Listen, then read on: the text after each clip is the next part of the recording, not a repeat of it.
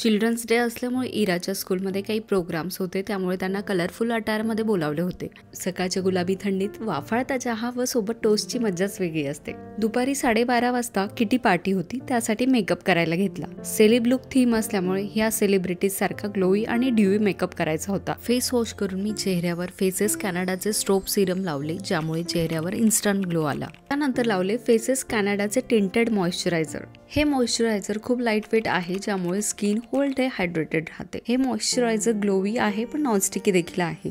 It is perfect for humid days. त्यानंतर लावली Faces कॅनडाची कॉम्फी वाव लिक्विड लिपस्टिक, जिचा शेड आहे cocoa crush, which is highly pigmented and long lasting. You can use it as a blush and eye shadow also. Highlighter म्हणून Faces कॅनडाच्या strobe क्रीमचा वापर केला। अगदी 3-4 प्रोडक्ट्स मध्येच माझा सेलिब्रिटी सारखा ग्लोई मेकअप झालाय फक्त 5 मिनिटात। त्यानंतर मी किटीला गेले, तिथे माझा आवडता मेन्यू होता मिसळ पाव। खूप चविष्ट असल्यामुळे मी अगदी पोटभर जेवले। शेवटी आम्ही एक इंटरेस्टिंग गेम खेळलो, भरपूर गप्पा मारल्या, खूप मज्जा केली। त्यानंतर घरी येऊन चेंज केलं। खूप वेळानंतरही माझा मेकअप आणि लिपस्टिक तशीच होती। तुम्हालाही हे प्रोडक्ट्स हवे असतील तर तुमच्या आवडत्या ब्युटी वेबसाईट्स अमेझॉन, फ्लिपकार्ट, नायका, पर्पलवर हे प्रोडक्ट्स मिळून जातील। सायंकाळी चिल्ड्रन्स डे निमित्त सोसायटीमध्ये मुलांसाठी काही फन गेम्स आणि डिनर ठेवले होते। सो इरा आणि गोपी तिथेच थांबले। तेवढ्या वेळात आम्ही इस्कॉन टेम्पलमध्ये सुरू असलेल्या गीता शिबिरात गेलो।